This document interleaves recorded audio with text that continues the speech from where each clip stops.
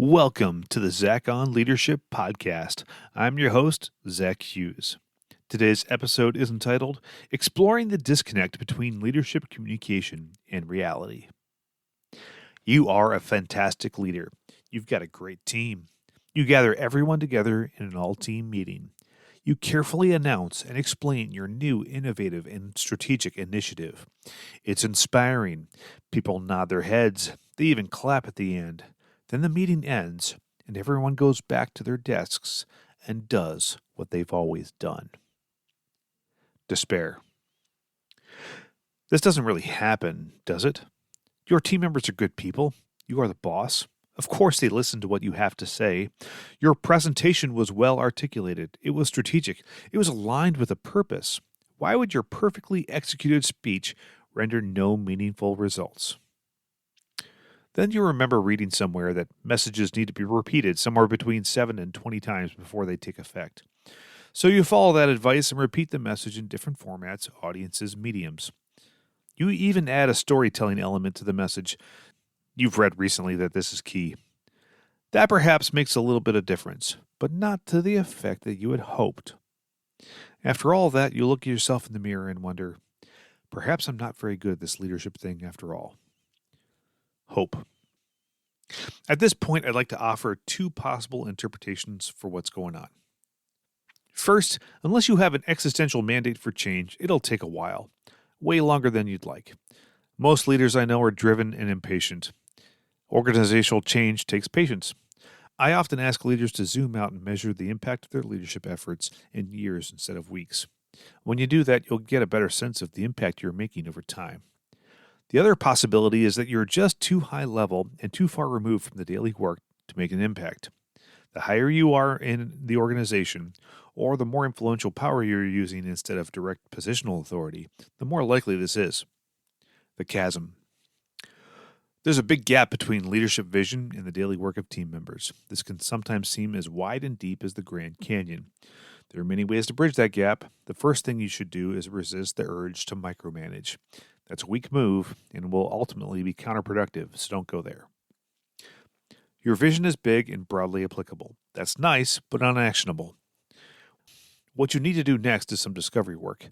You aren't in the mode of telling people how they should work differently. Instead, you are looking for people or groups within your team that exemplify the strategy you are trying to realize. A few examples. Trying to get your whole organization to move to the cloud?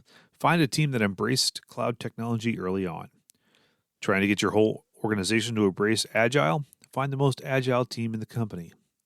Trying to get everyone on the AI train? Find a few innovators that dabble on their own. Most of you have heard of the diffusions of innovation curve. I've got a link to it in the show notes to look at a visual. But it has a curve that starts with innovators, then early adopters, early majority, late majority, and then finally laggards. Regardless of the initiative, it's incumbent on the leader to identify those innovators and listen to them. These are the people that don't need to be told what to do. They come by it naturally. They don't need instruction, but they do need something from you. Support. It's lonely on the leading edge. It's fun, but it's also frustrating.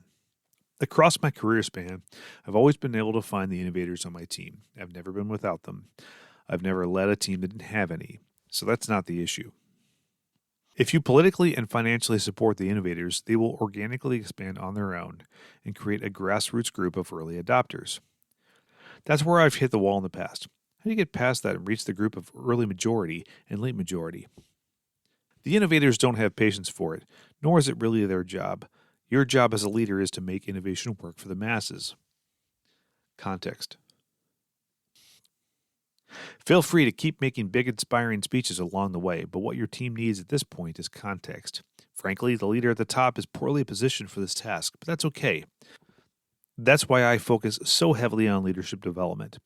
I've got capable and qualified leaders positioned across my organization at various levels who catch the vision and can contextualize it for their respective teams. It's critical that they do this work. You cannot do it for them. You are too far removed. Encourage them, hold them accountable, but let them figure it out. It will take them longer than you wish it did, so be it. Laggards. What do you do about those stinking laggards? They live rent-free in your head, driving you crazy. First, take a deep breath. There will always be laggards. Always. They will eventually catch on or go away. The important thing to remember is not to let them zap your energy and resources. It's not worth it. Focus your energy on equipping and educating those in the middle. Summary. Don't you wish you could give a rousing speech and transform your organization overnight? We all do, but that's not how it works. It doesn't matter how good your speech is. Here's what you do. Number 1, cast a vision, be inspiring, articulate purpose, tell stories, and keep it up. Number 2, find your innovators and support them. Number 3, cultivate grassroots efforts to build an early adopter community. Number 4, develop your leaders and contextualize the initiative. Let them figure it out. Number 5, don't let the laggards drive you crazy. Number 6, be patient. This will take longer than you want it to. Follow these steps and you'll bridge the great chasm between leadership communication and reality. That's how it's done. That's all for this week's episode of the Zach on Leadership Podcast. Thanks for listening.